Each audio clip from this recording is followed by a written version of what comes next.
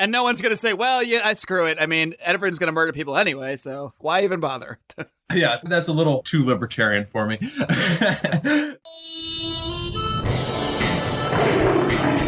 Welcome to the Lions of Liberty podcast. Here is your host, your guide, your shining beacon of liberty, Marc Clair.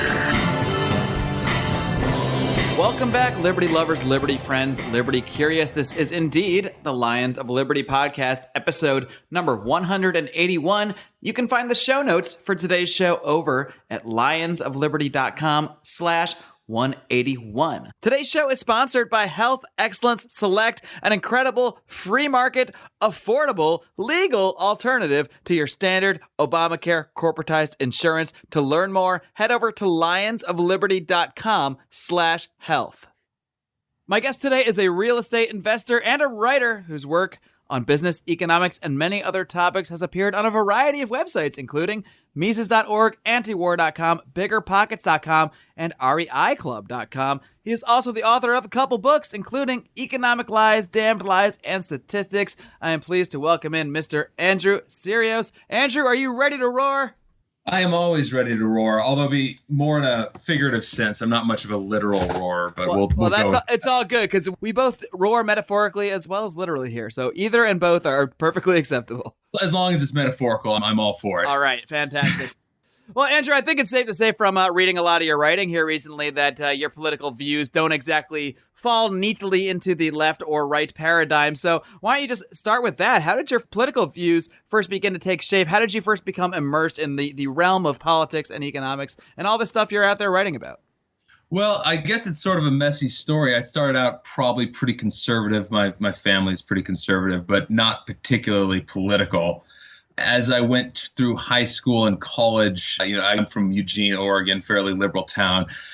Shockingly, my views started to move further and further to the left. I'm not quite sure how that happened. Then a familiar story, Ron Paul's 2008 campaign came along and I started listening to speeches and talks he was giving, and it just kind of hit me like, whoa, that's me. That makes sense to me. Whereas that kind of political argument is something I really hadn't heard before that. Pretty much it was just sort of basic mainstream leftism from in high school and college, and well, most of what was on television as well, and Fox News, of course, but that's not exactly a libertarian outlet either. So I'd say really just seeing those arguments for the first time, it was almost like they found me versus me finding them. It's like, oh, that finally makes sense to me. That's just like, that's what I am. Whereas before that, you have that index card like that Tom Woods talks about all the time of allowable opinion. And it's like, well, I got to fit somewhere on here. But it didn't really make sense to me, which is probably why I moved around so much early on before just kind of finding a home on the libertarian side of things. Yeah, it's a similar tale that we hear often when discussing the liberty folks, I guess. A lot of us had that feeling that, well, this doesn't quite fit. And maybe even if we came from a progressive background or a conservative background as you did, as I did, but things didn't quite feel right. And so we didn't always necessarily cling to the Republican side or cling to the Democratic side. And it took somebody just maybe hearing some soundbite in a GOP debate of this guy going on a rant about something. And you're thinking, wait a minute, what's this guy talking about? I think he actually made sense for a second. Hold on. Exactly. I think a lot of it was just being against the war, being against the war in Iraq. And it's like, well, the left is against the war and the right is for the war. So I guess I must be on the left, even though a lot of the other things that they're saying sound like complete nonsense. But I guess I have to fall on the left, right? And as you're finally hearing, like, no, you can be outside of that paradigm and be against the war, but still be for, free markets and individual liberty. It hit home to me. And then you look back into history and you see, well, the left really hasn't been particularly good on war either. They were, we'll say, mediocre. That's even probably too kind on the Iraq war, but they've been pretty terrible in general. Yeah, it's funny how that works because we always, when we're growing up, we are told there's Democrats and there's Republicans, so we feel the need to squish ourselves into one side or the other until we hit the point where we realize, wait, these are just kind of random beliefs that they jump together and put them on two different sides. There's no really consistency of philosophy on either side, and I think that's where a lot of people find themselves in limbo until they do actually find maybe their own philosophy and find that philosophy might not even be attached to a political party per se. Yeah, some of it doesn't even make sense. I think it was Nicholas Nassim Taleb who made the point, like, why exactly are those who are most in favor of gun rights also those who are most opposed to like drug legalization and vice versa?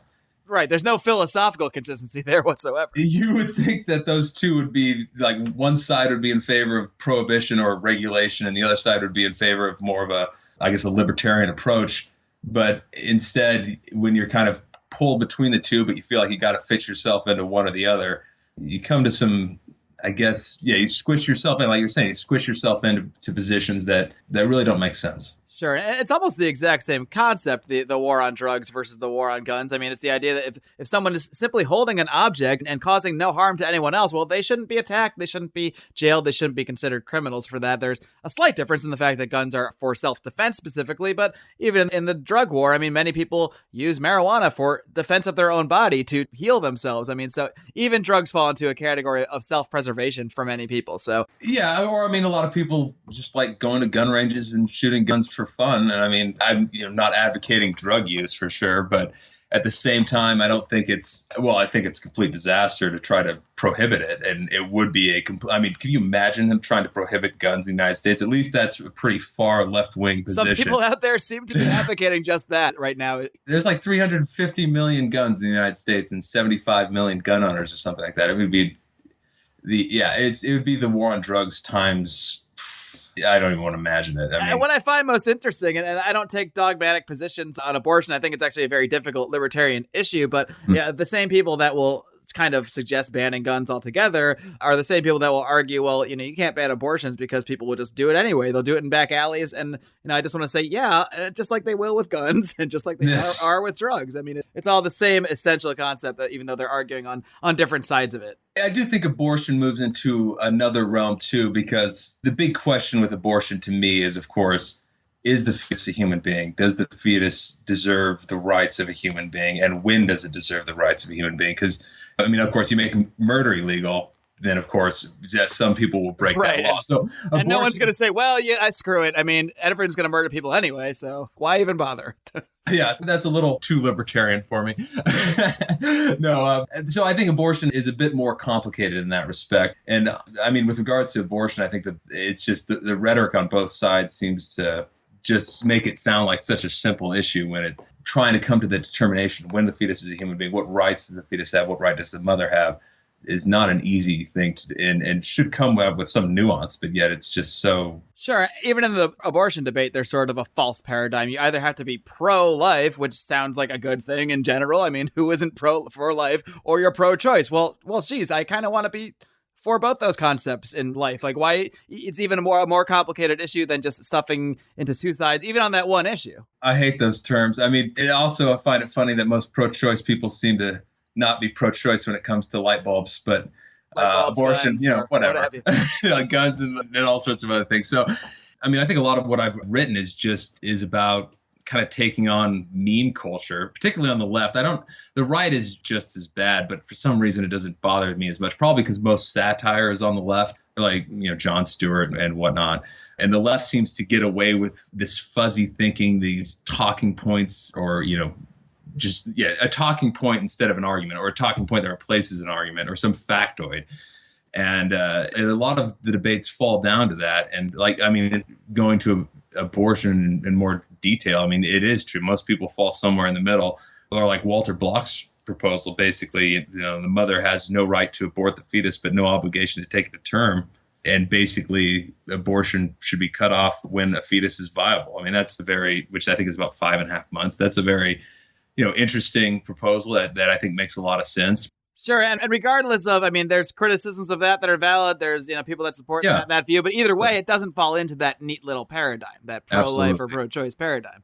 And that's, I think, to have ideas like that, we need to reject all these paradigms, reject all these memes. And that's certainly something you, as you mentioned, set out to do with a lot of your writing. And one thing you've taken on recently is this concept of the 90% tax rate. And look, Andrew, I don't usually get into the weeds on this stuff, on this show. I usually don't get drowned in graphs and charts and statistics, but they've broken me. They've broken me. The memes have broken me. They have a habit of doing that. My friends, many of which I otherwise respect very much, have broken me with this insistence that, wait, hey, we've had a 90% tax before on a certain segment of the population. It doesn't mean doom and gloom. It doesn't mean the end of the world. They point to the glorious 1950s as, I guess, this wonderful time that we should think about because, hey, it had a 90% tax on a certain segment of the population, and it was a great time. The economy was booming, and everything worked out great. So why are people that are against a 90% tax, all in a huff about it? And to me, I'm against a 90% tax on anyone because not for any reason that I have to think about too hard, because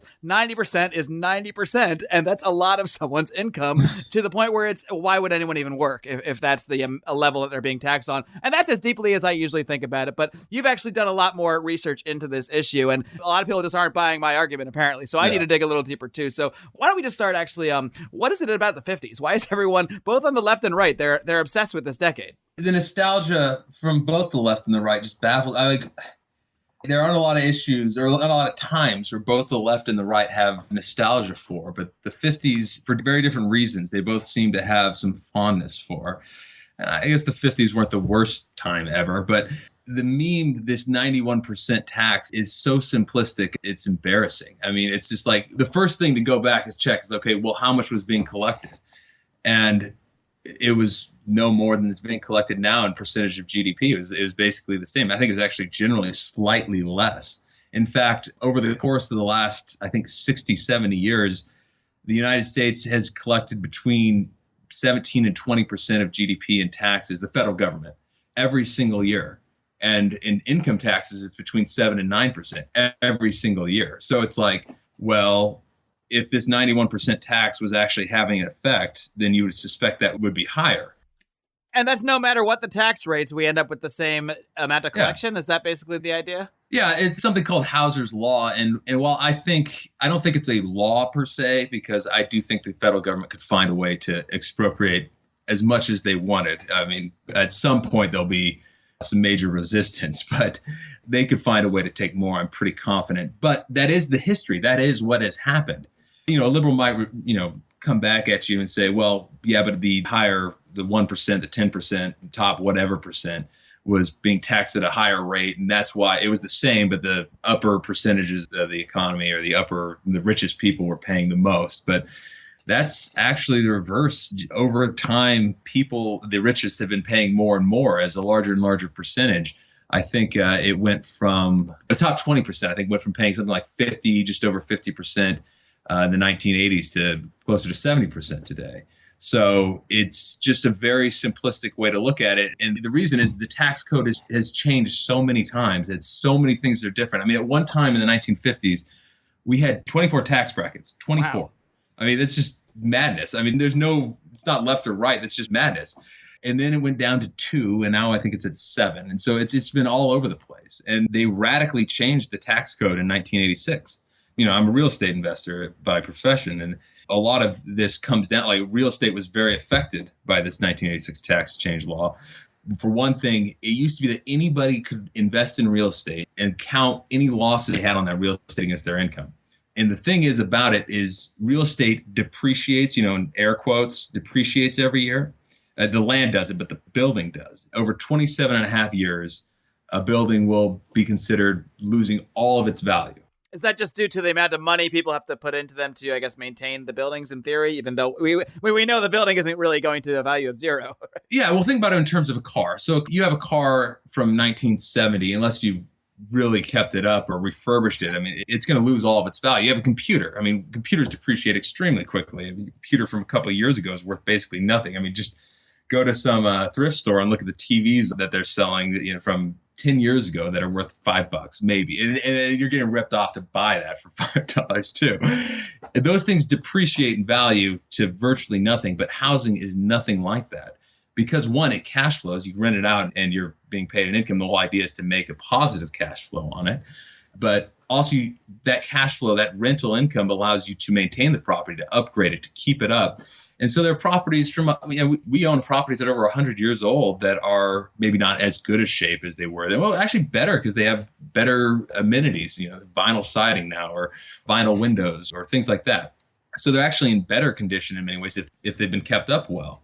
The value of those properties has increased over time. They've appreciated. But the IRS code assumes that they depreciate down to zero.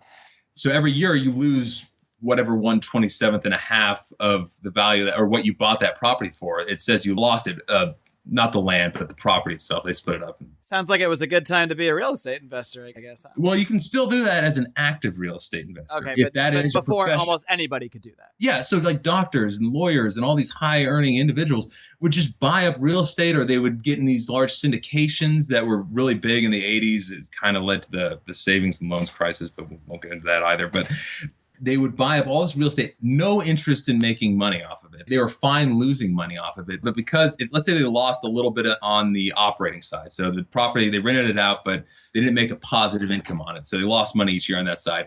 Plus they had the depreciation. So they had all that, and that counted against their income. And so they might have been making $100,000 a year, but if they had, $40,000 in depreciated losses on these properties, well, they were only paying income taxes on $60,000. So this is how people were generally getting out of paying 90% tax. Why would anybody pay that tax rate if they can just invest in some properties? And, worst case, they didn't pay them in taxes at least, and now they own properties. So it sounds like a win-win. Or like corporate tax rates have never been that high. So if somebody had money in a corporation, or they owned a corporation, or they had stock or something like that, they would just keep it in the corporation, and they would account for their income there and not on their personal tax return. Or there were all sorts of havens and loopholes. I mean, the number of loopholes from 1986 I've even heard basically that people would just brag about cheating their taxes back then. It was it was a known part of the system. Yeah, it wasn't. Everybody did it. That's just how it went. I mean, no one would brag about doing that today. I mean, you'd be clinically insane to try to literally brag to people that you're cheating on your taxes. Especially not on their libertarian podcast. Oh, not that. Never mind. Moving along. we pay all our taxes. What bothers me about it is it's very easily checkable. I mean, also 91% sounds like a rich person's got to pay 91% of their income. But the very first thing to look at is, when does that start? And inflation adjusted, that didn't start until I think they were making what would be over $3 million today. Right. Can you just explain the differences? And frankly, until the last few years, so I really started learning more about my own taxes, I didn't even understand the difference myself. So the distinction of marginal tax rate, where it's not necessarily that all of income is taxed at certain rates. It's based on, well, you can explain. You're the better explainer on this. I mean, let's just make up some tax rates. Let's just say there's 20% tax rate and I make $50,000, but it's a marginal tax rate that doesn't come in until you make $40,000. So basically you pay a 0% tax up to $40,000. And then you pay a marginal 20% tax on the remainder. So you're paying 20% of just that $10,000, which is $2,000. So your marginal tax rate is 20% in this case, but your real tax rate, your effective tax rate is only 4%, 2,000 divided by 50,000. And so how many people make over $3.5 million a year? It's a very, very, very small percentage. You don't need to be anywhere near that to be in the top 1%. So people weren't paying anywhere. Very, very few people were paying over that 91% level. It was just sort of I don't even know why they went up that high. It didn't even make sense. It's like, no one's paying this. Why have it this way? Why have 24 tax brackets? And so tax reform certainly made sense, I think, obviously. Maybe it was just a long-term conspiracy to know that eventually people could point back to the 50s and say, look, they had a 91% tax. Everything was fine. Yes, it was a conspiracy. I think we'll go with that angle. It's definitely a conspiracy. So at the end of the day, what was the end result of the 90% tax at that time? Because you would think, well, I mean, there's at least getting more revenue in, but it sounds like they weren't even paying that much. So at the end of the day, was there even more revenue going into the government from when at the time when there was a 90% tax instituted? No, there was about the same. Actually, during the 50s, slightly less, not an amount less. This is percentage of GDP. Right. Slightly less, generally speaking, but basically the same. I think last year, or it was 2013 or 2014, the federal income tax brought in 8.1% of GDP. And it's been between 7 and 9. And I think generally in the 50s, it was closer to 7. But it's always been about the same. So they didn't bring in any more income, and the rich weren't really paying a higher percentage of theirs, or if they were, it was a very small addition to that.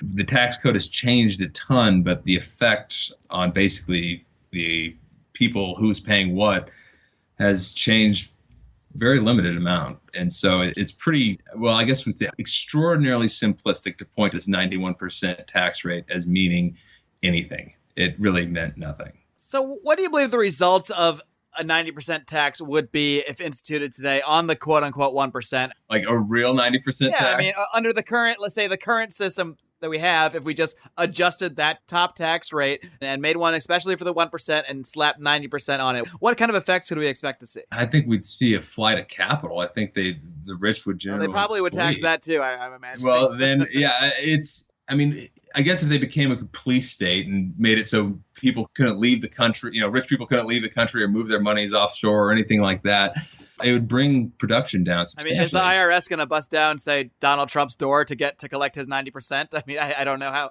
I don't know how far they want to go in that respect, because the higher you tax, the higher incentive you create for someone either to not produce less, or to move.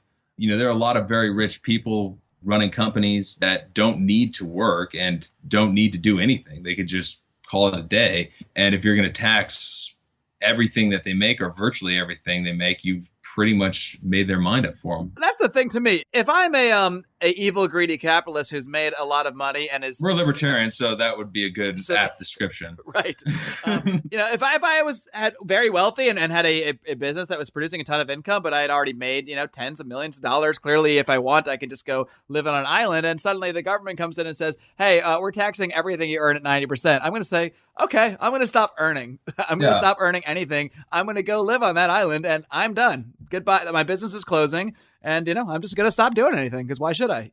Yeah. Well, one of the things that bothers me about the way the left has approached, say, all these issues with income inequality and whatnot, is going after like the tax side of it versus going after trying to, tax production, reduce the incentives for economic activity and innovation and all the rest of that stuff, instead of taking on corporate welfare more so, and taking on that side of it, which is where I think everyone is philosophically opposed to corporate welfare, but that's where the left and libertarians could certainly join forces and have an alliance.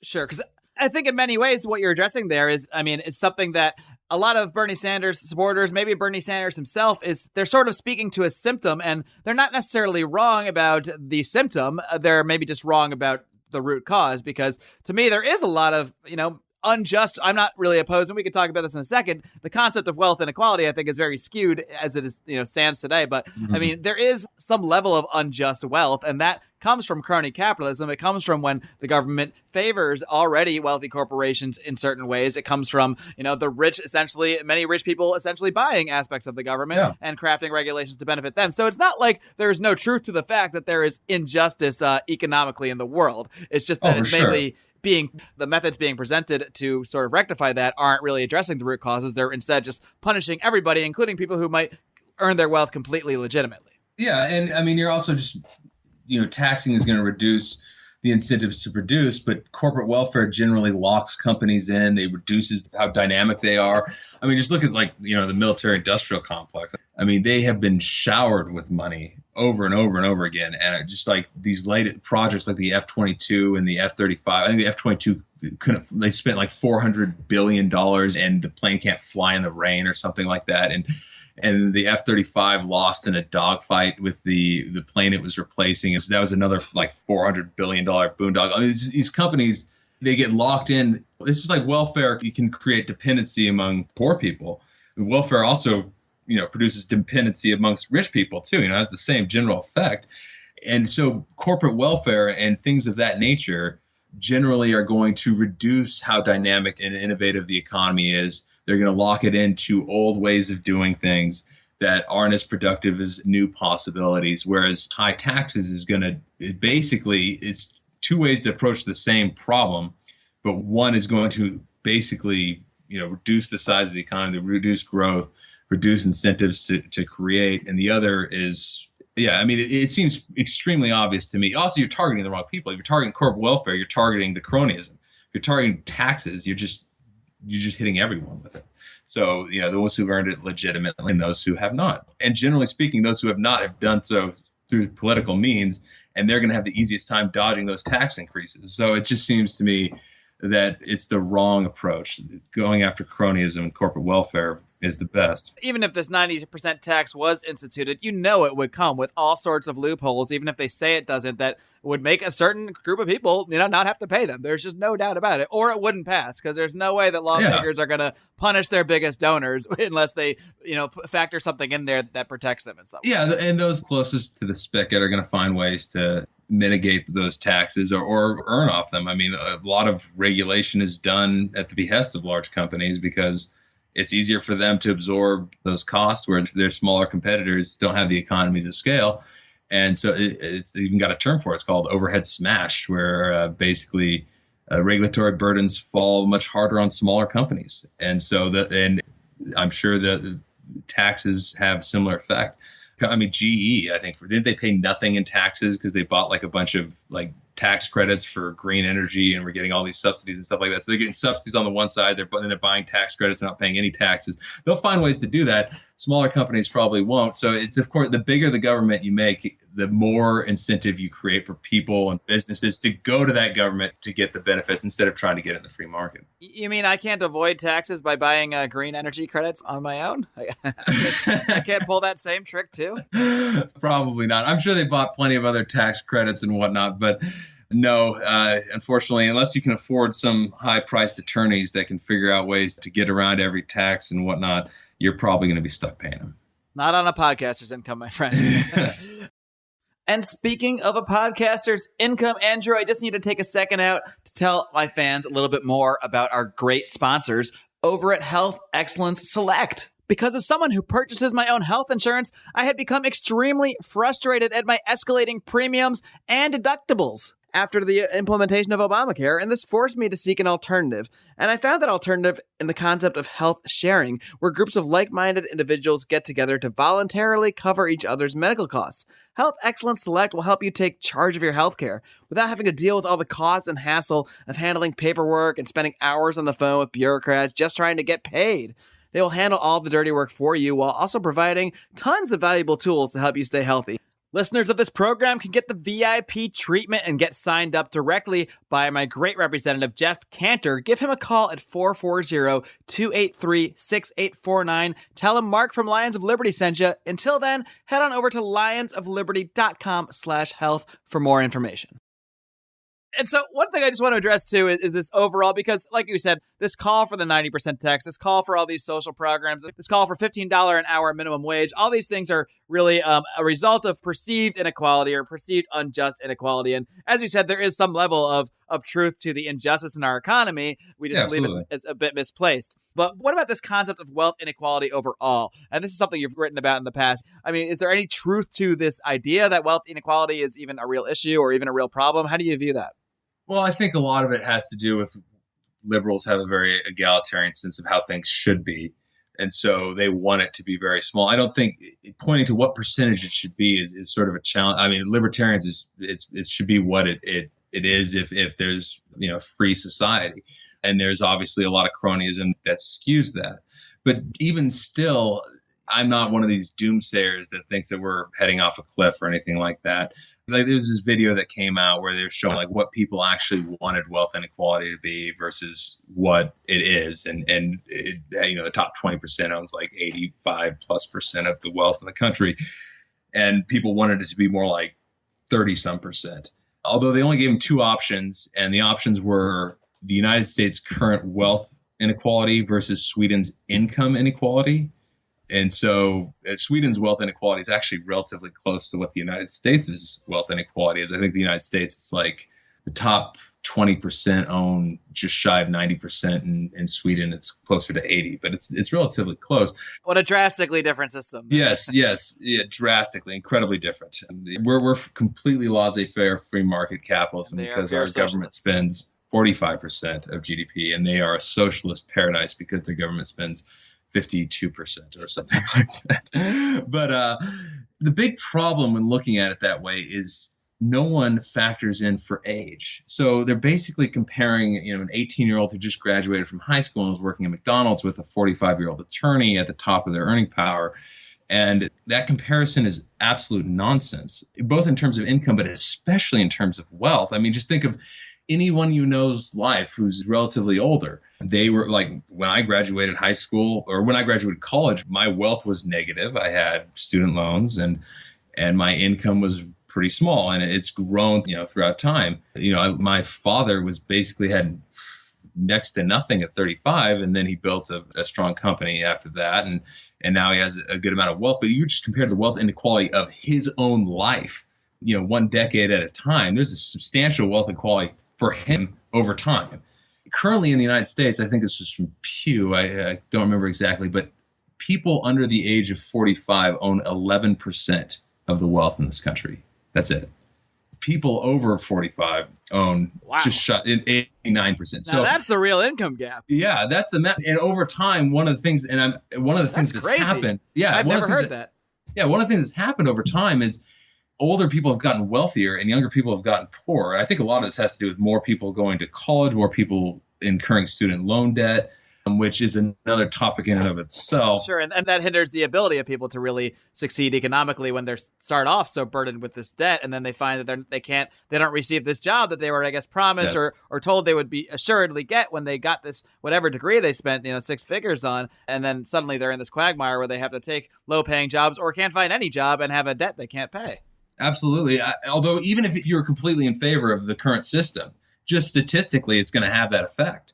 It's going to be, yes, you're going to start off with these student loans. So you're going to start off with basically negative wealth, but you're going to have, let's go with the theory, you're going to have a higher earning power. So over time, you will earn more, which means later in life, you will have a larger income and a larger wealth than you would have had otherwise. But because you started off with, first, you entered the workforce 4 or 5, whatever years later in life. And second, you start off with a debt, then this is going to skew wealth inequality towards older people, or skew wealth towards older people and away from younger people.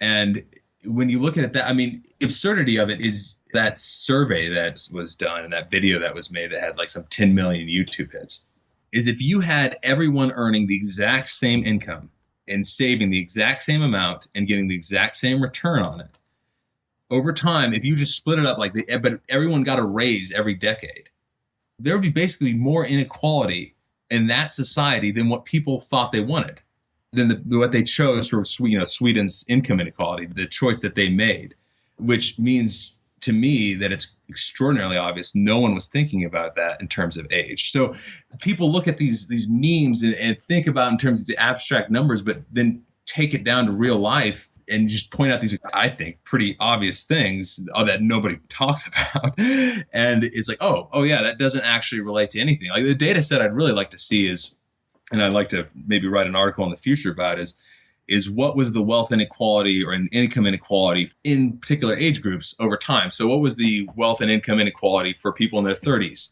in this decade, and then last decade, and the decade before that, and people in their 40s, and how has that changed?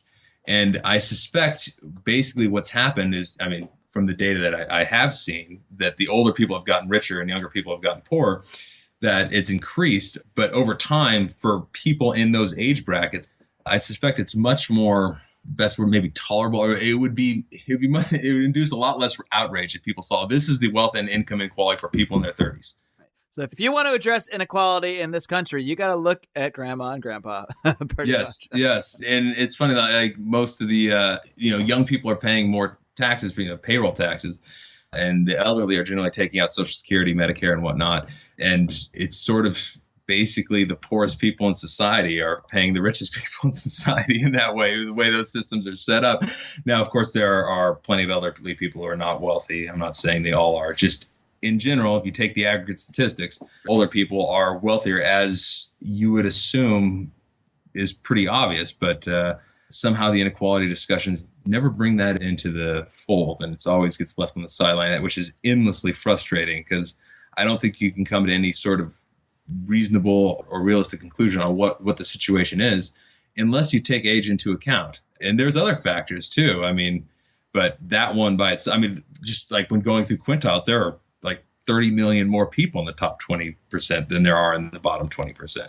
And a lot of people in the bottom 20% aren't working. They're on welfare or Social Security, disability insurance, or something like that, or just out of the labor force. And it's like, well, how can income go up for people who aren't in the labor force. So, it's odd to include people that have, for whatever reason, many perhaps through no fault of their own, have essentially been removed from the labor force when talking about these issues. Yeah, and so particularly with regards to wealth, and I think when you look at welfare dependency and things like that, that can negatively affect that as well. If somebody stays out of the labor force for many, many years and then tries to jump back in, well, they're starting way, way back.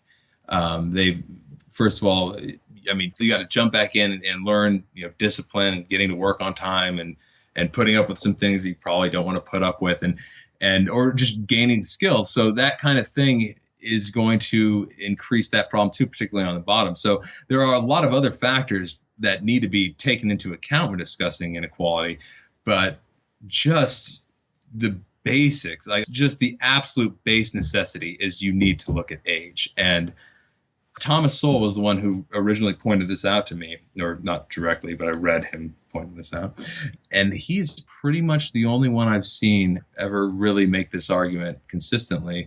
I mean, there was a Michigan study from the University of Michigan. I think it looked at this was regarding income. People in the bottom 20% in 1975, and then looked at them again in 1991. And I think 80 or 90% of them had moved out of that, and like a substantial number, I can't remember off the top of my head, but I think it was 20 some percent were in the top quintile. And that was over 16 years. I haven't seen a more recent study. But it's just, these are not fixed groups. People are not fixed in these quintiles. They're flesh and blood human beings, and life events change. Your tax rate is not tied to your DNA. No, you're not just stuck.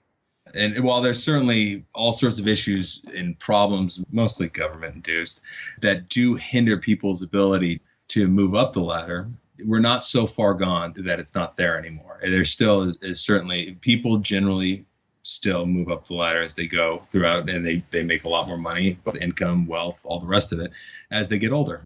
Yeah, and in that case, it's important to identify the actual things that are holding people back, whether it's government licensing, the cartelization of many industries. I mean, there are so many things we can point to for reasons, that legitimate reasons that people cannot succeed in the world. But it's also important when we look at the solutions that we don't ignore the root causes. And I think just calling for, say, a 90% tax on everyone due as a result of some injustice, perceived or real, is not really making any attempt to actually examine the root of. As far as like actual solutions, I'm almost just settle for like coherent arguments. Just get the basics down. Like, I mean, just like a complete tangent with regards to like our current foreign policy. Like, we could just have a coherent one. I don't need a good one, just a coherent one. Like, if we can not bomb ISIS and fund ISIS at the same time, right. Pick one or the other, maybe. I mean, it doesn't even need to be good. Just right now, just coherence. I think I would settle for, versus actually finding correct solutions, like, reducing these licensure laws that make you like get a license to sell, fruit baskets. Or that wasn't one, but there was one where I think it was just become like it was something like that. I just recent story where you need a license. Kids can't even start a lemonade stand nowadays. Oh God, where you get arrested by the police if 8-year-old. That was my primary source of income till I was 8 years old. So. Well, I mean, it's just too dangerous for the public health for little Jimmy and Jane to be selling, lemonade on the street corner without getting, publicly inspected and whatnot by the FDA or whatever. It's far too dangerous. Course. Well, Andrew, I appreciate you taking the time today to break down, I guess, this specific issue, even though we touched on many things, as I like to do here, because it's important to, I guess, try to get through the fog when we're talking about this political stuff, and at least try to get to the core issues. And I hope that that's something we could do through our conversation, through analyzing this sort of call for a 90% tax that we just hear so much in meme form, but we don't hear as much talked about the reality of. So I do thank you for joining me for that today, Andrew. Before I let you go, is there anything else you'd like to plug, or just let people know how they can contact you, how they can find your writing or your books, or anything else you'd like to toss out there? Yeah, thank you. I mean, for the most part, most of my writing is done either my political writing is generally on Mises.org, and when I'm writing about business and real estate, it's generally on Bigger Pockets. So you can find me in both of those places. I don't have too much of a Twitter or Facebook presence. They seem to be too loaded up with these memes that tend to drive me crazy. So maybe someday I'll get on those. But for the most part, Mises and Bigger Pockets are the best place to find me. All right, Andrew Syrios, thank you so much once again, and thanks for roaring with me, metaphorically at least. Yeah, metaphorically, absolutely. Thank you, Mark. Take care, Andrew. All right, guys, I hope you enjoyed my discussion there with Mr. Andrew Syrios. we had a good time having a good conversation, as I always try to do here, taking things wherever they go. And I was enjoying sort of getting into the weeds a little bit on some of the stuff that we don't usually do here. Usually when I have my guests on, I like to get into the philosophical weeds on things.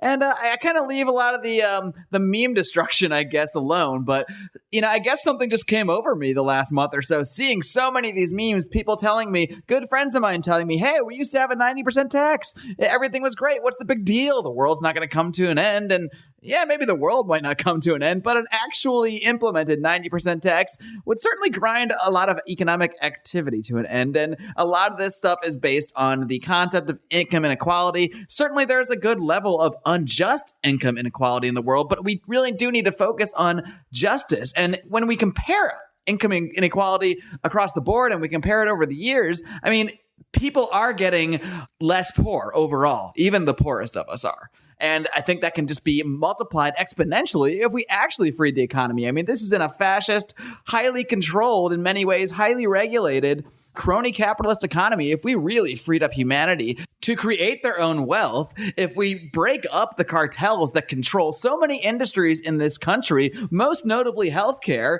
then people would be able to, just create even more wealth than many of us could even imagine. But we don't live in anything close to that society. But a lot of the solutions being proposed are really just going to take us even further into despair, into disparity. And, someone like Bernie Sanders, I think, is a really honest guy and proposes a lot of solutions that we should expect to see when we have so many self-styled capitalists promoting such corporatism in the name of capitalism. Yeah, and the response to that is going to be socialist ideas of evening the playing field. That's why we need another voice out there. That's why I do this show, to bring a little sanity to this discussion. Because the options should not be fascism or democratic socialism. There's another way to do things, guys. We can actually have a little freedom and see that prosperity that everyone wants. At least anyone reasonable should want for everybody. Guys, if you enjoy this program, if you enjoy conversations like the one I had today with Andrew Syrios and all the coverage we give to all the debates, yes, we watch every single debate and give you a reaction show. We do special shows like Rand Pluses and Minuses. We have Felony Friday every single Friday. Then next week, we will be returning once again to that debate coverage. We'll be analyzing the latest Republican debate, the last one taking place before the New Hampshire primary. In the meantime, if you do enjoy all this programming we put out there for you, there are several ways you can help us. And the first one is just simply by telling a friend, whether it's by posting it on your Facebook wall, tweeting it out to people, emailing it to your mom or dad, bringing it up at the dinner table, whatever. You guys are, for the most part, our marketing team. You are the marketing budget. So if you love this show, help us spread it in any way you can. You can also help us by going over to iTunes, going over to Stitcher, hitting that subscribe button no matter how you listen to the show, and leaving us a 5-star rating and a great review. That'll really help get this show in more of those earbuds out there and help expand this conversation, help us expand what we're doing here at Lions of Liberty. And come join the conversation with us. Find us over on Twitter at Lions of Liberty. Find us on Facebook at facebook.com/Lions of Liberty. And if you really want to get in depth with us, join the conversation, communicate with myself, many of my other Lions of Liberty cohorts, several of my past guests even, then come on over to the Lions of Liberty Forum. That's our private Facebook group. You can just type Lions of Liberty Forum into your Facebook search bar, and you should get right over there. And we certainly hope to hear from you guys. Until next time, until this Friday, live long and live free.